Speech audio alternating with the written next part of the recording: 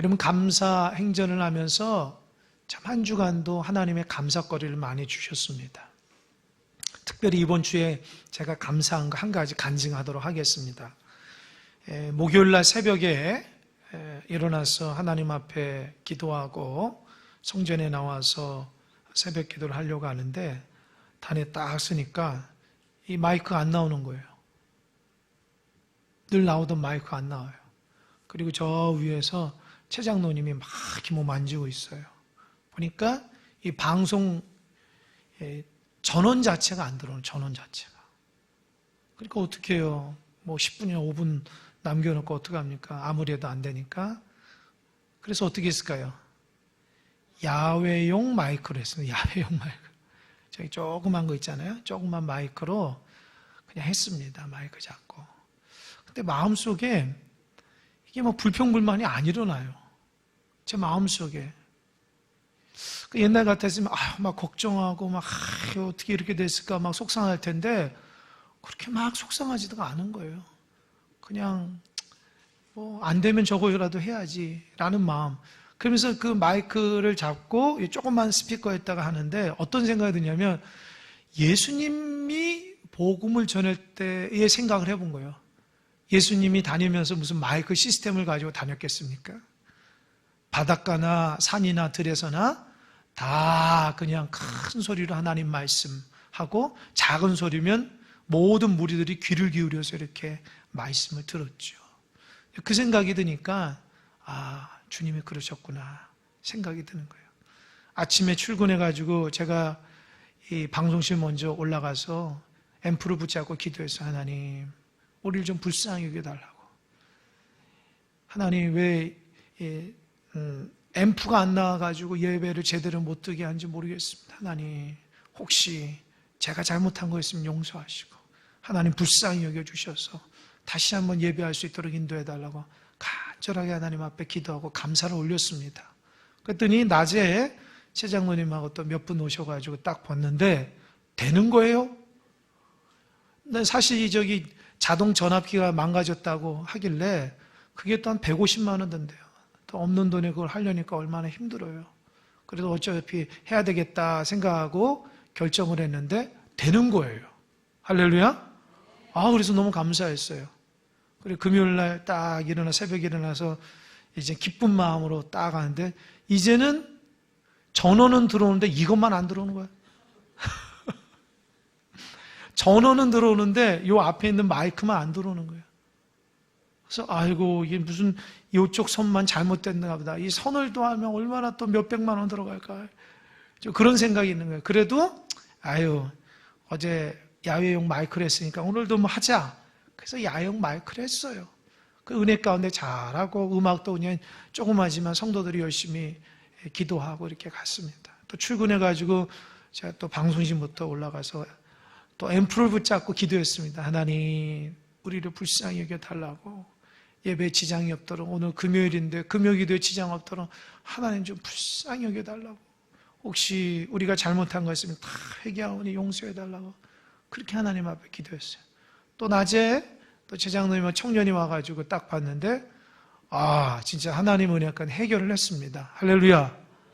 그래가지고 이렇게 하는데 더 문제는 뭐냐, 더 좋은 거는 이 음향 시스템을 다시 한번 점검한 거예요. 선 때문이니까.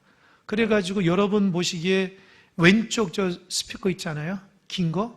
위에 거는 나왔는데 밑에 게 안 나왔었거든요. 근데 그걸 잘 몰랐어요. 근데 요번에 저기 안 나온 줄 알고 고쳤어. 그래서 다른 때보다 여러분 듣기가 좀 편하죠. 그죠? 할렐루야. 그리고 내 그 목회자 모니터도 제대로 안 됐거든요. 근데 오늘 깨끗하게 돼요. 할렐루야. 그래서 제가 깨달아요. 감사하면 기적에는 일어난다. 불평불만하지 않고 염려 근심하지 않고 감사하면 하나님 책임져 주신다. 감사하면 기적이 일어난다. 감사하시기 바랍니다. 그래서 제 마음속에 너무너무 막 하나님 앞에 감사했어요. 여러분, 인생은 문제의 연속입니다. 문제가 없는 사람은 그 사람 죽은 사람이에요. 인생은 문제로서 그냥 다 이루어지는 거예요. 그러니까 문제를 어떻게 보냐에 따라서 우리의 삶의 성공과 실패가 가늠되는 거예요. 인생에 문제가 생겼을 때에 보통 사람들이 어떻게 하냐? 네 가지로 대합니다. 첫 번째로는 회피해버려요. 또 이 문제를 회피한다. 정확하게 그 문제를 직시하지 않고 어떻게 하냐? 생각하지 않아요. 그래서 다른 방법으로, 세상적인 방법으로 막 스트레스를 푸는 거예요. 이 모든 어려움을 세상적인 방법으로 다 해결하려고 하는 거예요. 또 문제의 근원을 잘 파악하지 못하고 어떤 환경이나 사람에게 그 문제를 떠넘기려고 하는 거예요. 그럼 해결이 안 됩니다. 두 번째로는 문제가 있을 때에 어떤 분은 자신의 능력과 의지로 해결합니다. 자신의 경험, 자신의 재력, 자신의 지력, 학력, 여러 가지 배경으로 그 문제를 해결하려고 합니다. 세 번째로는 어떤 분은 포기해요. 내가 인생이 원래 이래서 그래. 팔짝 타령합니다. 운명에 얘기를 합니다. 그래서 원래 이렇게 되는 거야. 라고 하면서 그 문제를 해결할 생각이 없는 거예요. 네 번째로는 그 문제를 잘 보고 우리가 해결할 수 없어서 온전하신 하나님 앞에 의탁하고 우리가 할 수 있는 최선을 다해서 믿음으로 나가며 하나님의 일하심을 보기도 합니다. 할렐루야. 여러분 몇 번째예요? 여러분 회피하십니까? 남 탓합니까? 아니면은 잘 안 됐는데 내 걸로 하려고 합니까? 아니면은 팔자 타령합니까? 우리는 우리의 연약함을 깨닫고 살아계신 하나님께 다 맡겨야 됩니다. 맡길 때에 우리 하나님께서 어련히 하나님께서 때가 되면 역사할 줄 믿으시기 바랍니다. 하나님이 우리 인생을 책임져 주시는 거예요. 제가 오늘 중고등부 이제 설교를 하게 됐어요. 이제 제가 중고등부를 맡기로 해서 하는데 우리 중고등부 아이들이 기도하는데 감동받았어요. 하나님, 코로나 때문에 참 다들 힘들어합니다. 두려워합니다. 근데 하나님, 우리가 믿음으로 이겨나가게 해주세요. 그렇게 대표 기도하는 거. 그게 누구냐? 우리 아들이에요. 내가 우리 아들한테 그렇게 하라고 얘기한 적이 없어요. 그냥 내가 우리 아들 보면 이놈 아주 믿음이 대단하구나. 어른보다 낫다. 여러분, 아이들도 두려워하지 않아요? 하나님 의지합니다. 이럴 때일수록 우리의 믿음이 빛나야 됩니다. 조심은 하되 두려움이 우리 안에 사로잡히지 말고 오히려 기도로서 믿음으로 승리하시기 바랍니다. 오늘은 이 나사로에 대한 문제, 나사로의 죽음에 대한 문제를 함께 나누려고 합니다. 아까도 얘기했듯이 인생은 문제의 연속이에요. 문제가 없는 게 없습니다. 그러니까 문제를 어떻게 보냐에 따라서 그거를 해결할 수 있고 해결하지 못할 수 있어요. 어떤 사람이 그렇게 얘기하더라고요. 문제는 기적의 재료다. 문제가 뭐라고요? 너무 멋져요. 이게 무슨 말이냐? 가나의 혼인잔치에 문제가 생겼어요. 뭐가 떨어졌죠? 포도주가 떨어졌으니까 주님이 그거를 물로 포도주로 만드는 기적이 있는 거예요. 문제가 있기 때문에 기적이 나오는 거예요. 지난 시간에 얘기했듯이 빈들에서 먹을 것이 없을 때에 작은 떡 5개와 물고기 2마리로 몇 명을 먹였습니까? 5,000명을 먹이는 기적이 일어난 거예요.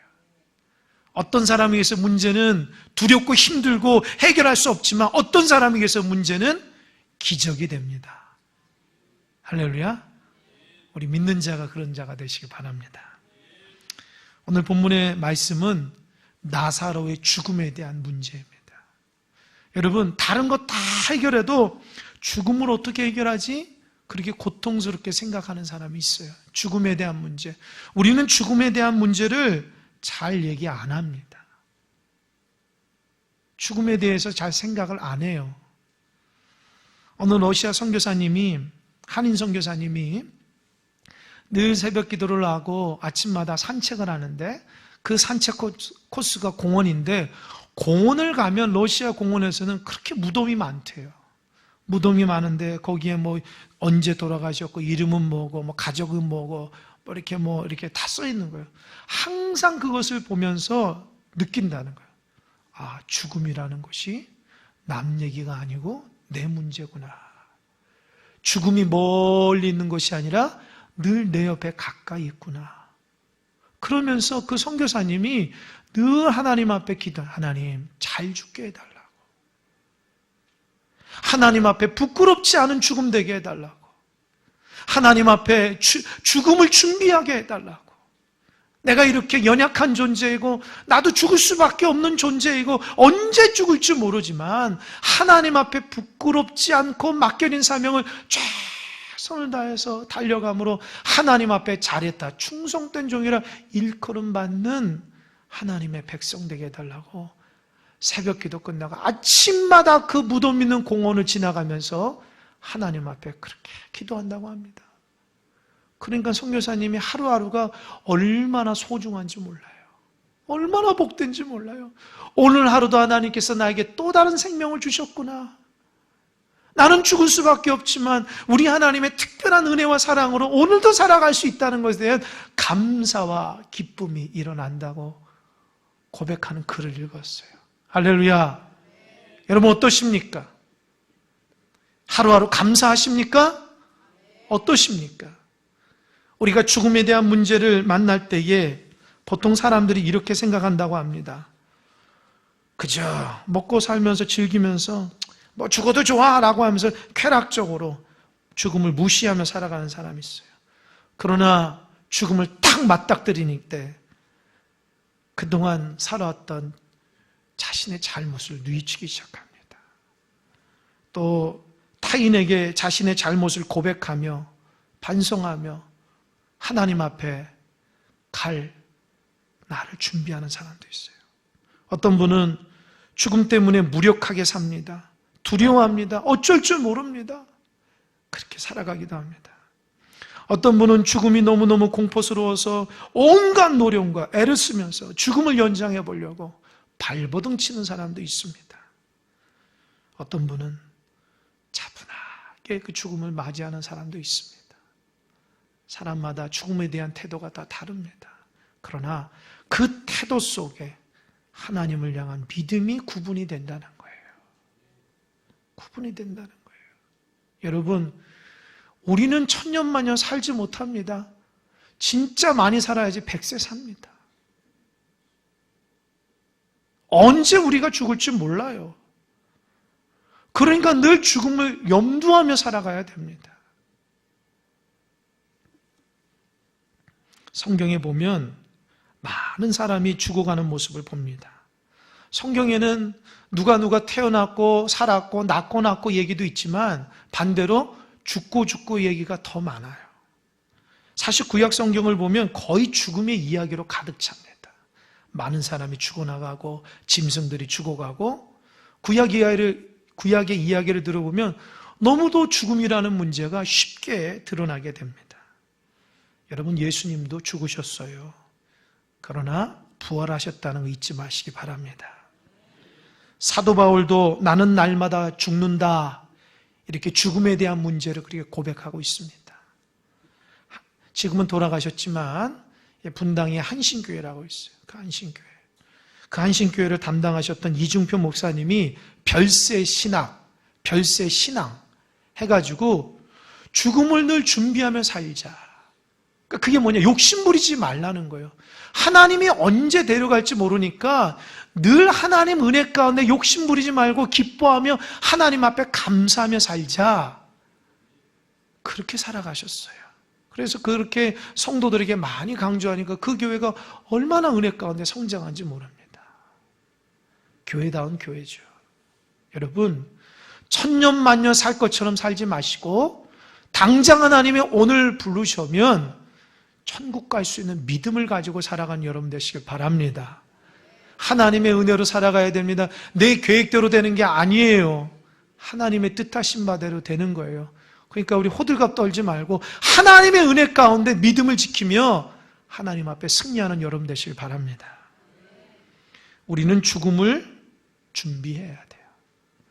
라틴어로 메멘토 모리라는 말이 있어요. 따라해볼까요? 메멘토 모리.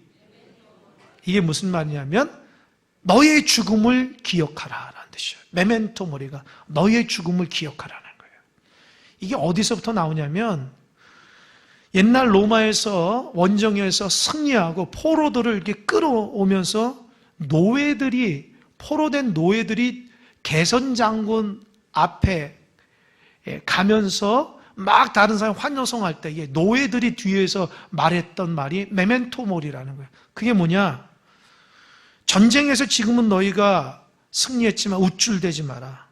오늘은 개선 장군이지만 너도 언젠간 죽는다. 그러니 늘 겸손해라. 이 말이 메멘토 모리예요. 여러분, 우리가 언제 하나님께서 부르실지 몰라요. 하루하루 겸손하며 살아가야 됩니다.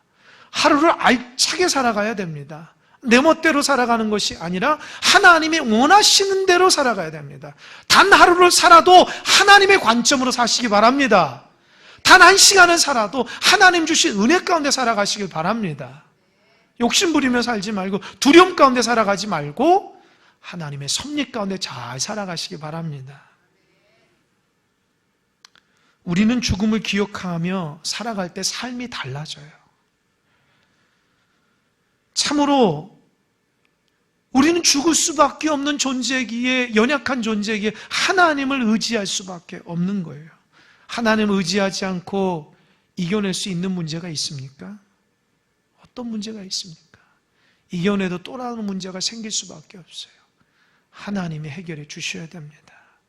그래서 겸손함으로 늘 하나님 앞에 은혜 가운데 나아갈 수 있어야 되는 거예요.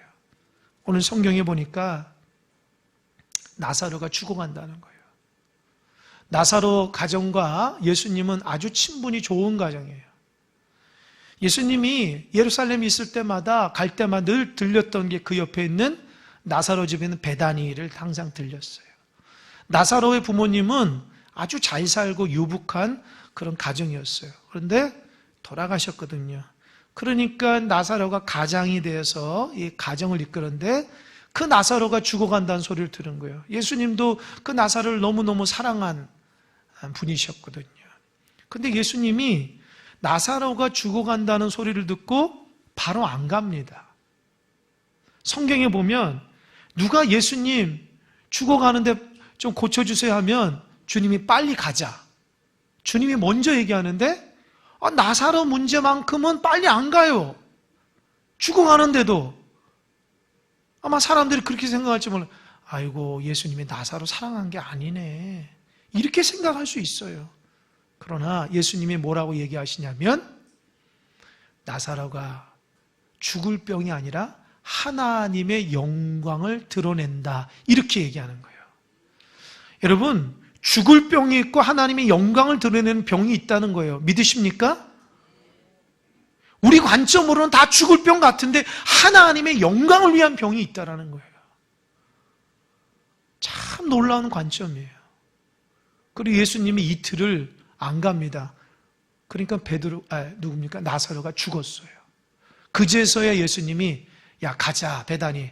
제자들은 말립니다. 주님, 좀 전에도 사람들이 우리 죽이려고 돌을 집어 던졌던 곳 아닙니까? 거기 가지 마십시오. 했더니 주님이 아랑곳에 가자.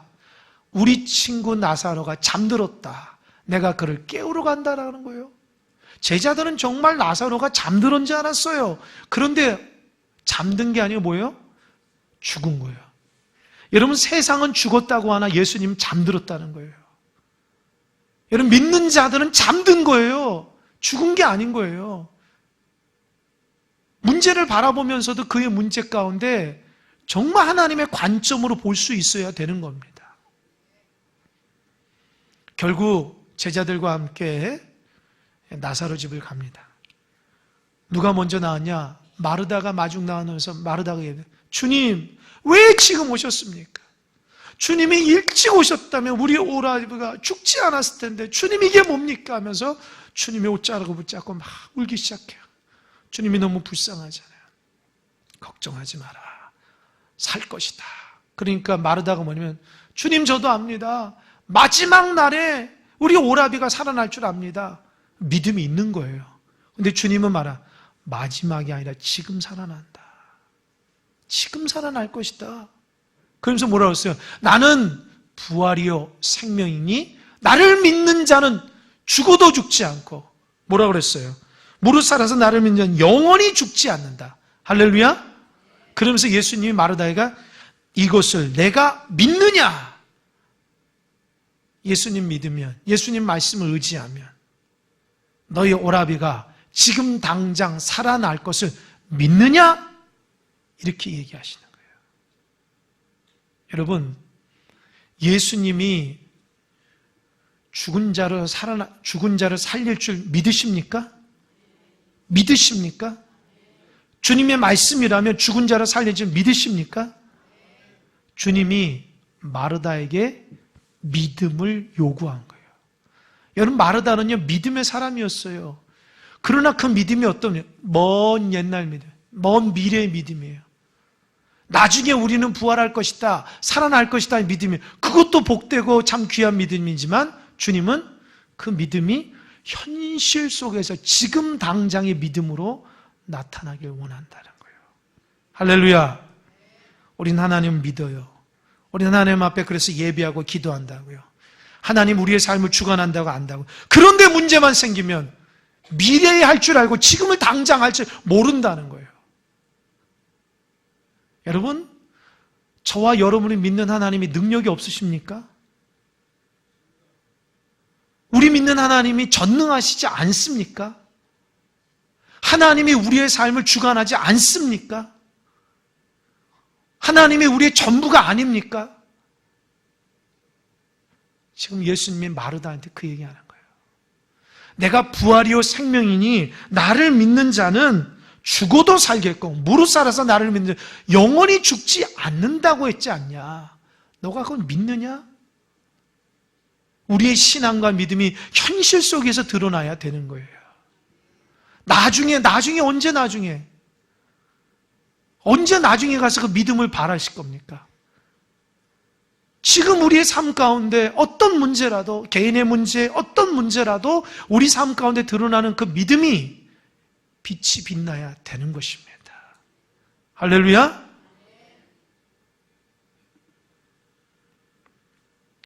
그러니까 마르다가 주님 믿어요, 믿습니다 라고 얘기했어요. 그리고 나서 그런데 마르다가 제대로 된 믿음이 아닌 것 같아요. 제대로 된 믿음으로 고백하지 않은 것 같아요. 왜냐하면 예수님이 죽은 나사로의 무덤에 가보니까 사람들이 울고불고 난리도 아니에요. 그때 성경에 보니까 예수님이 눈물을 흘리셨다는 거예요. 눈물을 흘리셨다. 여러분, 예수님이 눈물을 흘리셨다는 게 두 군데가 있어요. 첫 번째로는 죽은 나사로를 보고 우시는 것과 또 하나는 예루살렘을 보고 우셨어요. 지금 예수님이 죽은 나사로를 보고 우셨다는 건 단순히 나사로가 불쌍해서가 아니라 나사로 때문에 수많은 사람이 울고불고 이제 끝났다고 하니까 크게 불쌍한 거예요. 소망을 잃어버린 사람들을 불쌍한 거예요. 주님이 당장 나사로를 살릴 줄 모르기 때문에 그렇게 우는 거예요. 고통에 빠지는 거예요. 그러나 주님은 그 모습을 보고 너무너무 안타까운 거예요. 소망을 잊어버리고 절망 가운데 빠진 나사로의 가정과 모든 사람들에게 너무 안타깝고 불쌍해서 그들에게 그 모습을 보면 우시는 겁니다.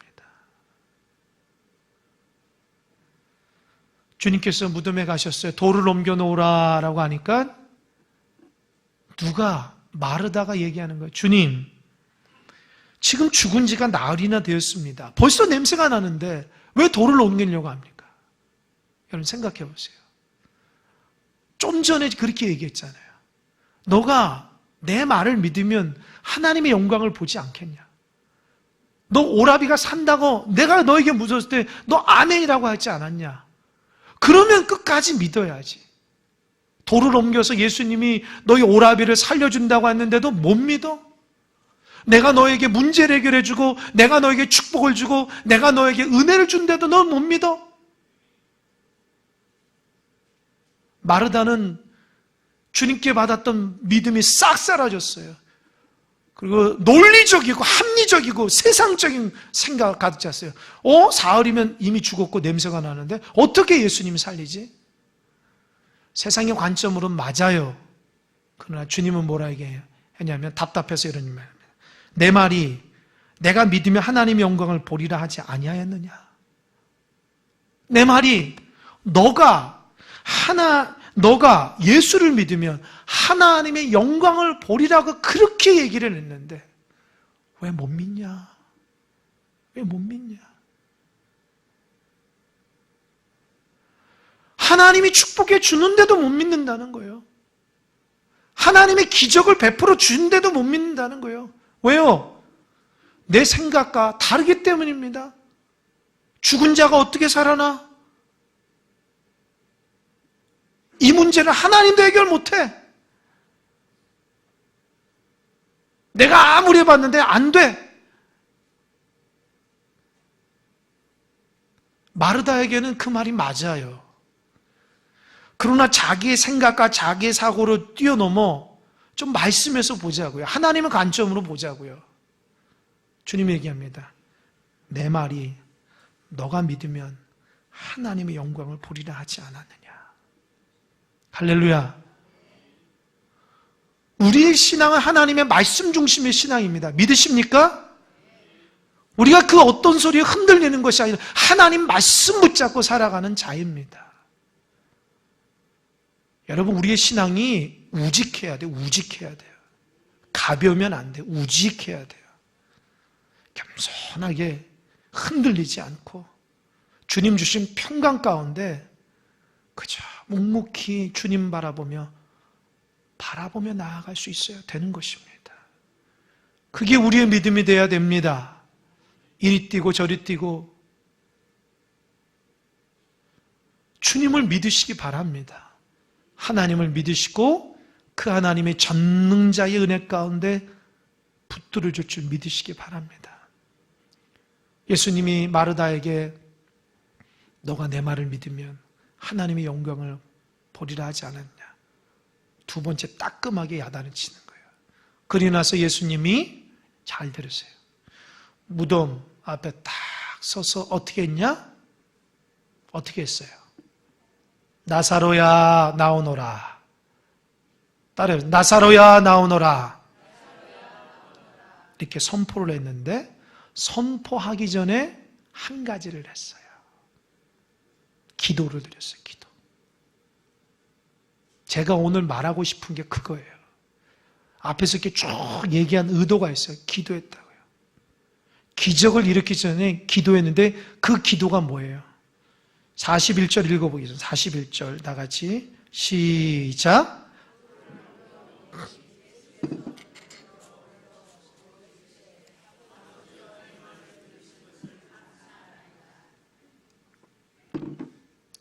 주님께서 죽은 나사로를 살리기 전에 주님께서 하신 유일한 행동이 뭐냐면 하늘을 우러러 하나님 앞에 기도하는데 무슨 기도?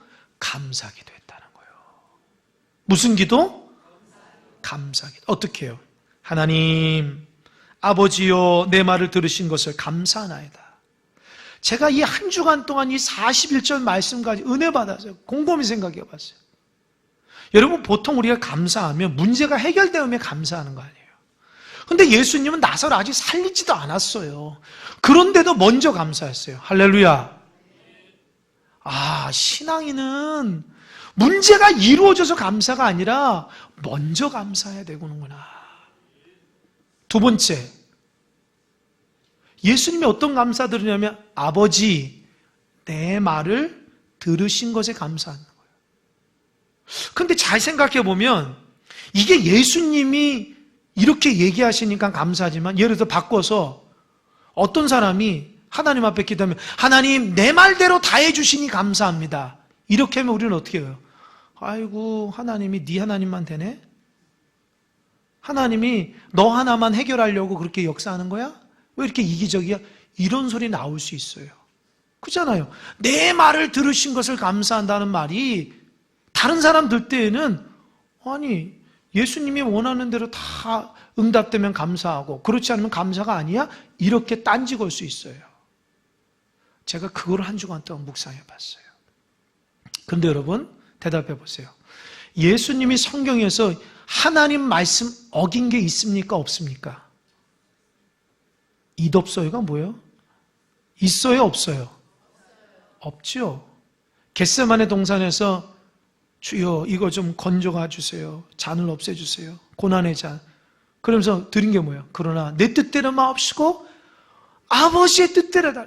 그러니까 예수님은 평생 하나님 아버지의 뜻만 행하신 분이에요. 그러니까 예수님이 이 시간 드려진 이 무덤 앞에서 하나님 앞에 드려진 감사기도는 내 말을 들었다는 것이 내 말이 하나님의 뜻이라는 것을 이해하시기 바랍니다. 내 이기적인 부분에서 하나님이 예수님이 자기를 드러나기 위해서 기적 달라고 하는 것이 아니라 죽은 나사로가 살아나는 것이 하나님의 뜻이라는 것을 예수님 이미 알고 있었어요. 할렐루야. 그러니까 하나님의 뜻과 예수님의 뜻이 하나였기 때문에 내 말을 들으신 거예요. 감사하다는 거예요. 할렐루야. 그리고 성경을 보니까 42절 보면 이렇게 얘기하네요. 항상 내 말을 들으시는 줄을 내가 알았나이다. 그러나 이 말씀하옵는 것은 둘러선 무리를 위함이니 곧 아버지께서 나를 보내신 것을 그들로 믿게 하려 함이니이다. 그러니까 예수님께서 내 말을 들으신 것 감사하다는 그 말은 사실 예수님 자신이 아니라 예수님 주변에 둘러선 사람들을 위한 것이기 때문에 감사하다는 거예요. 할렐루야. 여러분 이제부터 잘 들으세요. 우리가 하나님 앞에 감사할 때에 정답지를 가지고 하나님 1번부터 10번까지 하나님 이렇게 하면 제가 감사할게요. 이렇게 하면 감사할게요. 그러니 이 감사 목록 줬으니까 하나님을 감사해 주세요. 이게 맞는 것일까? 잘 생각해 봐야 돼요. 감사가 내 이기적인 것에 감사가 되는 것이 아니라 내 삶 가운데 하나님의 영광이 드러나야지 진정한 감사입니다. 우리의 감사가 싸구려 감사가 되면 안 돼요. 우리의 감사가 차원이 높고 하나님께서 기뻐하시고 하나님께서 영광 돌리는 감사가 돼야 돼요. 아멘? 내가 소망한 시간 안 될지라도 하나님께서 그걸 통해 영광을 받으시면 감사할 수 있어야 되는 것입니다. 내 인생이 내 뜻대로 되지 않더라도 하나님께서 그 상황 가운데 나를 붙드시고 인도하시고 역사하셔서 하나님의 영광이 드러난다면 나는 묵묵히 하나님 앞에 감사할 수 있어야 되는 것입니다. 그래서 우리의 감사가 차원 높은 하나님의 중심의 감사가 될 수 있어야 되는 것입니다. 여러분의 입술에 하나님의 감사가 넘치시길 바랍니다. 여러분 마음에 하나님의 역사가 드러나시길 바랍니다. 제가 이 암이라는 단어 알죠? 암, 한자로 암.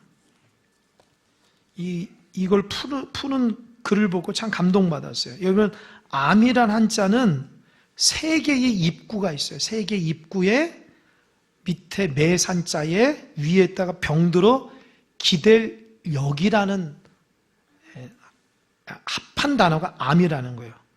그러니까 입이 세 개의 산 그리고 병들어 기댈 역자가 합쳐져서 암이라는 거예요. 이게 무슨 말이냐? 이는 입이 세 개나 될 정도로 하고 싶은 말이 많은데 산에 가두어 놓고 막아 놓으니까 스트레스가 쌓여서 병이 되었다는 의미예요. 암이라는 게.